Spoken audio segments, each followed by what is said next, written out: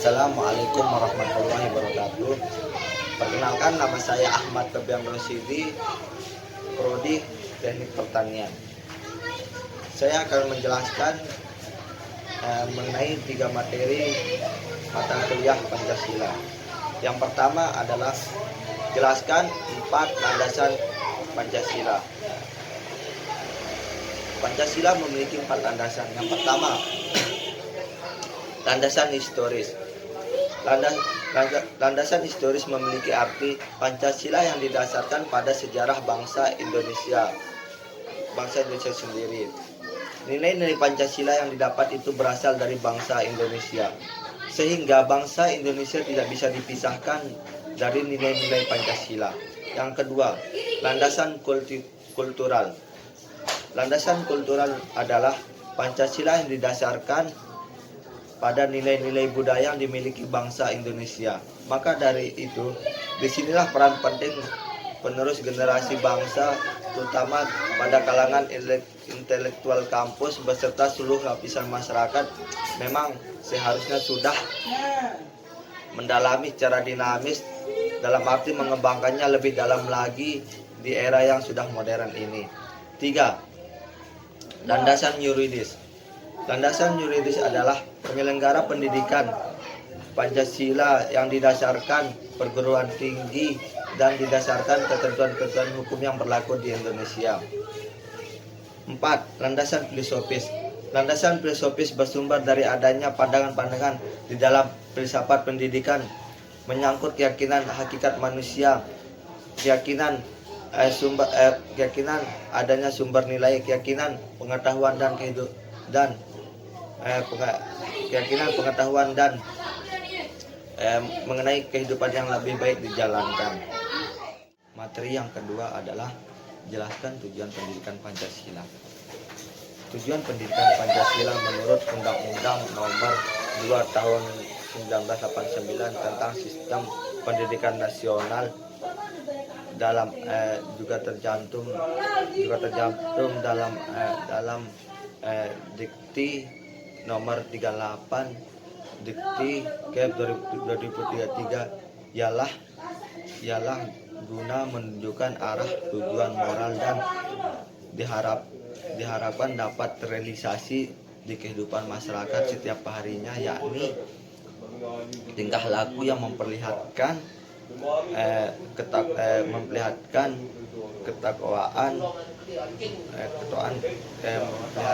takwa dan keimanan kepada Tuhan Yang Maha Esa, keyakinan masing-masing, bertingkah laku kerakyatan dan selalu mementingkan keperluan umum. Yang kedua saya akan jelaskan adalah jelaskan tentang pendidikan Pancasila.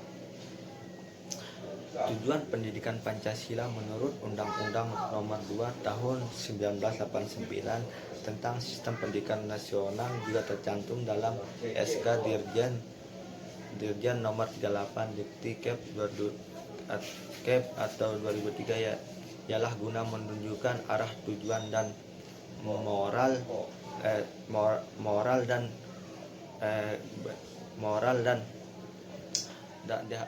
dan diharapkan dapat terrealisasi di dalam kehidupan masyarakat setiap harinya, yakni tingkah laku yang memperlihatkan iman dan takwa kepada Tuhan Yang Maha Esa, kepercayaan masing-masing, bertingkah laku kerakyatan dan selalu mempentingkan keperluan umum. Materi yang kedua adalah jelaskan tujuan pendidikan Pancasila.